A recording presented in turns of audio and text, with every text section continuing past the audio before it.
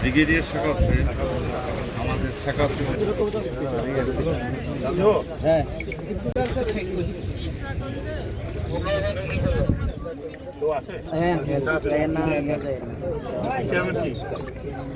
BMW টিসির সম্মানিত কর্মকর্তা মহোদয়গণ উপস্থিত আছেন। মাহবুব দয়ার মেহেরবানি করে সকলকে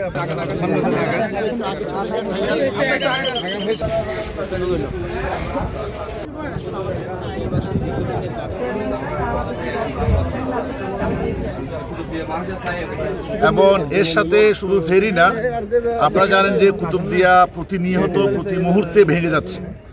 এরকম একটা মূল্যবান একটা জিও পলিটিক্যাল জিও স্ট্র্যাটেজিক্যাল একটা গুরুত্বপূর্ণ জাংশনে যে কুতুবদিয়া আছে, এটাকে এই মুহূর্তে ভাঙা বন্ধ করে জরুরি ভিত্তিতে এটার প্রতি এমফাসিস দেওয়া উচিত।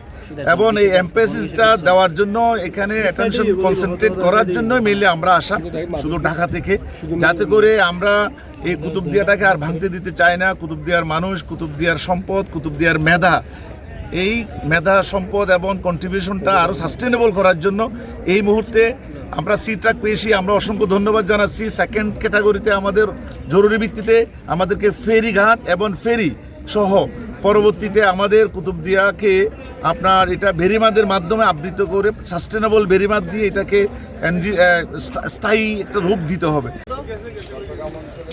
না করে তাহলে উপর থেকে বসে বসে প্ল্যানিং করা যায় না। এয়ার কন্ডিশন রুমে বসে আমি বলে দিলাম অমুক জায়গায় রাস্তা হবে, অমুক জায়গায় এটা হবে, এটা হবে। চাহিদা কি?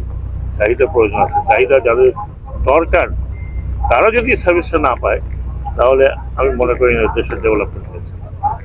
আমি আশা করব আগামীতে যারা সরকার গঠন করবেন তারা এই কথাগুলো মনে রাখবেন যে বটম থেকে আপনার প্ল্যানিং শুরু হইতে হবে। আপনি কি চান, এখানকার অঞ্চলের লোক কি চায়, এই প্রত্যন্ত অঞ্চলে কি, যেমন প্রথম প্রত্যন্ত অঞ্চলে আপনি কমিউনিকেশন করেছেন কিনা, আপনার রাস্তা যেখানে রাস্তা দরকার সেখানে রাস্তা করেছেন কিনা, আপনি নদী পারাপারের ব্যবস্থা কি করেছেন।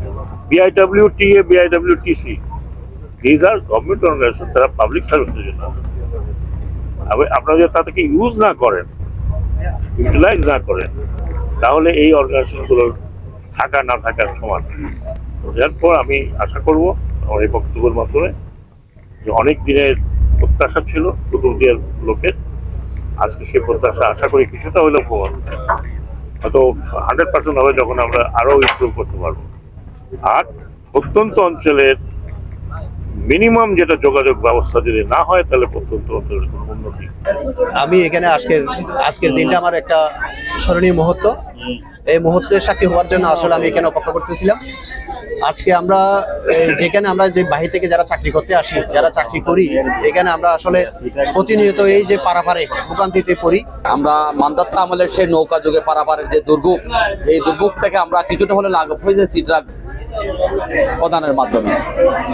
তো আমরা অবশ্যই আনন্দিত, কারণ আমরা যে আগে পারাপার করতাম, বসার জায়গা ছিল না, হাঁটার জায়গা ছিল না, সেখান থেকে আমরা একটি নিরাপদ বাহন হিসাবে সি ট্রাক পেয়েছি। আজকে এই সি ট্রাক উদ্বোধন হওয়াতে আসলে অনেক খুশি হয়েছি।